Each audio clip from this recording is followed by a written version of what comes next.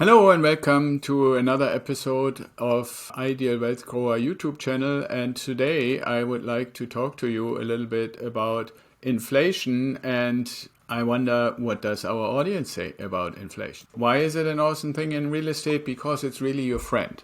Let me ask you, have you ever thought about how could inflation be your friend in real estate? Well, it has to do, from an investor's perspective, a virtuous cycle.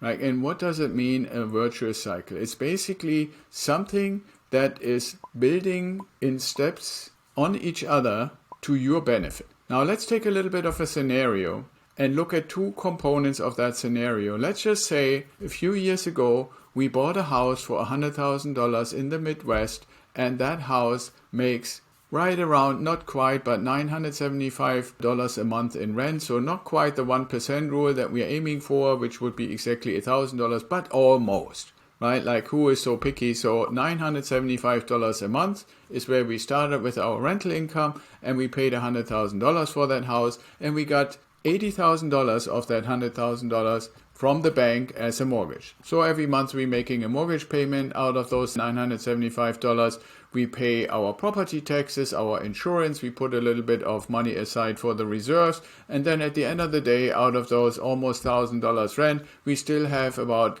not quite $200 left over to put in our pocket. Or like what we really suggest to everybody, and what I do for those properties that we have that we bought in that way, we put those $300 a month into an accumulation account, because there it accumulates and we can use it as soon as it reaches a certain amount to buy another property and another property and another property and another property and another property and another property and another property. You get the drift. Ultimately, why we want to have so many properties? Because we're looking to get to our time freedom point.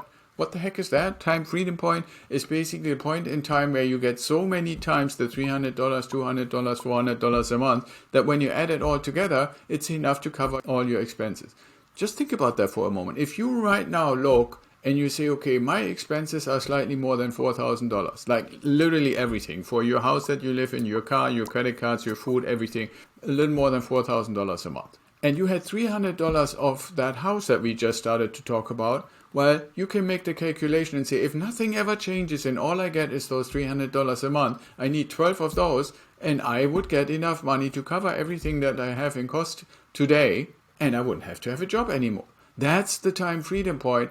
The slightly more than 4,000 would be your number, and that would then also be the point where you no longer have to exchange time for money. So if we go back to inflation, why is inflation awesome? Why is inflation our friend in this context? So we back $100,000 house 3 years ago, $975 in rent. Now, what has happened in the market? One thing is the prices for houses have increased because there are so few houses on the market, and fewer in the last few years. And more people, rather than living in an apartment complex, would love to live in one of those houses, like I was saying, because that little house that I bought is a 3-bedroom, 2-bath house with a little bit of garden and a garage next to it. Who wouldn't want to live there, right? Most people would prefer that to a little apartment. And I always say, especially during the pandemic, I always said it's very hard to social distance in an elevator. But that doesn't apply when you have your own little house that you're renting and paying your $975. Okay, so house prices increased massively. Depending where you are in the country, those price increases were very substantial. So like I said, 2-3 years ago when we bought this place,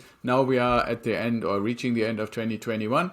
That house that cost me $100,000 to buy 3 years ago is probably conservatively now $130,000. Now, one thing that is oftentimes forgotten, and why I say inflation in this sense, this would be price inflation, is really our friend, is because you have to look at the situation. When we bought this house, I said we got 80% or $80,000 from the bank and $20,000 of our own money. Those $20,000 were our investment. And if that house is now worth $130,000, then those $30,000, if we were to sell it today, would go into our pocket. So that's more than double. We have our $20,000 that we would get back plus the $30,000. We would have more than doubled our $20,000 in less than 3 years. What investment do you know that is as safe as real estate, where you can double your money in 3 years? Because only those $20,000 is really your money, or the rest is the bank's money. Now, in reality, it's even better than that, because in those 3 years, we paid off a tiny little bit on the mortgage that we had. Let's just say conservatively, each year we paid off $1,000. Those $3,000 would also go into our pocket. right? From year 1, 1,000, year 2, 1,000, year 3, 1,000, right? Really, really good.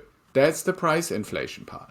Now, the other thing that also plays a role, and it is in a way a different kind of price inflation, is we are always comparing our properties to the other properties around us. And in those 3 years since we bought the property, there are other properties that came on the market and were sold. And let's say that 2 years ago it was 110,000 for a comparable property, and then 120,000, and now this year it's 130,000. But the people who bought these properties, they're also looking for tenants. And it's not just that the value of the house went up, but also what you can ask in rent, because so many people want to get out of apartments and want to get into houses and want to work from home and have an extra bedroom and all of that. So rents have started to increase as well. Not quite as much as the value of the house has increased. So you would probably not get $1,300 rent for your $130,000 house, but maybe $1,200. Why is inflation really the big benefactor for us in this context is, look at what's happening. You couldn't buy a 2x4 to build anything into your house when you wanted to renovate. There was no metal, there were no raw materials, some people couldn't get screws and just all kinds of different things because there is a shortage of materials or a crunch on materials. And what happens when there's very little and high demand, prices go up. That's inflation. Now, even though that has normalized a little bit, now go to the gas pump and look around what you see there.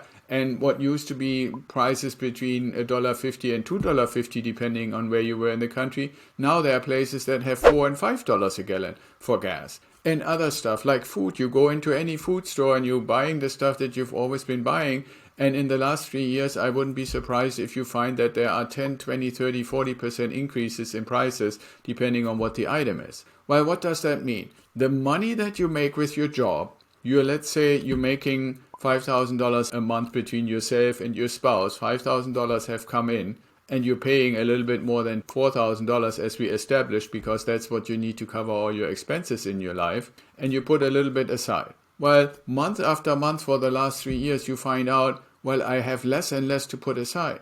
It was maybe $4,200 3 years ago, and then it became $4,500, and then it became $4,600, and then it became $4,900, and now you're probably at a point where everything that comes in goes out and there's nothing left anymore. Well, what happens in the bigger scheme of the economy with something like that is that people will say, hold it, the value of my work that I'm actually providing to my employer is still there. But the value of what I can buy in exchange for the money that my employer is paying me is no longer there. It's gotten more expensive. Now, how do I compensate about this kind of situation? What can I do about it? The thing that you can do is to say, I need to go to my employer and say, I need a raise. I need a 3%, 5%, 8%, 10% raise. So now you, instead of making $5,000, you get, let's say you get a 5% rate, you get $5,250 now, from now on every month. Well, that also means now you can say, okay, well, if I rented before and now have $250 more, maybe now I can actually move into a different place, one of our houses, and pay $200 more a month in rent, but it doesn't really increase my overall buying power. I still have the ability. And those are exactly those $250 when we first collected $975, and now we can ask $1,250 for the same place because people ask for more money in wages. They have that money. They want a better place to live. The better place to live has gotten more expensive. Everybody understands that. And so the rent has increased. The really, really amazing thing for us is that the cost for our property, as long as we hold it, doesn't change. Guess what? We got a 30-year mortgage, 360 equal payments, and we're only 3 years in. So we have, another 300 payments or 330 payments or something like that to go. That cost remains the same. Most places, the property taxes don't change, and typically the insurance doesn't change much either. So what you really have to pay for, same thing with your property management, that is a percentage, so that doesn't really change a whole lot. Even if your rent increases, you may increase by $10 or $20 a month for your property management. So the vast, vast, vast majority of any increase in rent goes into your pocket.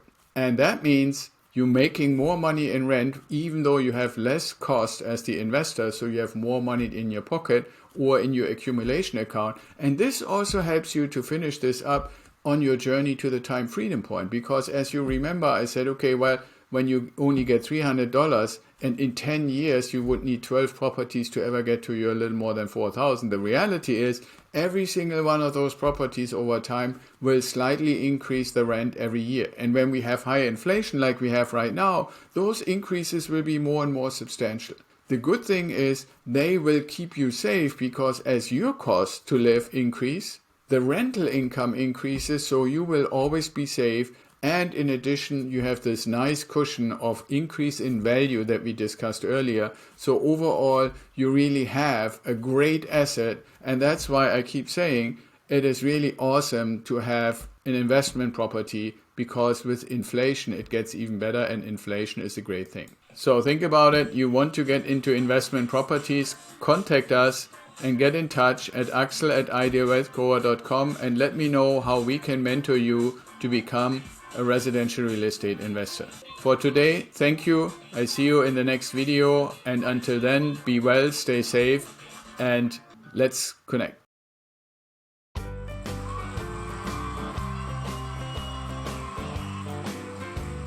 Well, as you can tell, the audience is absolutely elated about inflation, and you might be wondering, that is kind of weird. Why would they be happy about inflation when everybody else is dreading inflation? And I want to tell you a little bit about how that goes, but before we do, we need to get into the right settings. So here it comes, everything you ever wanted to know why inflation is an awesome thing in real estate. You would actually have the freedom to do what you want with your money. Yeah, exactly. Applause, applause. That's exactly what we want to get to.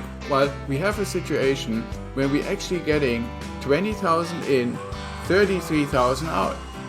How cool is that? You know what the really, really, really amazing thing is for us? Wait for it. Wait for it.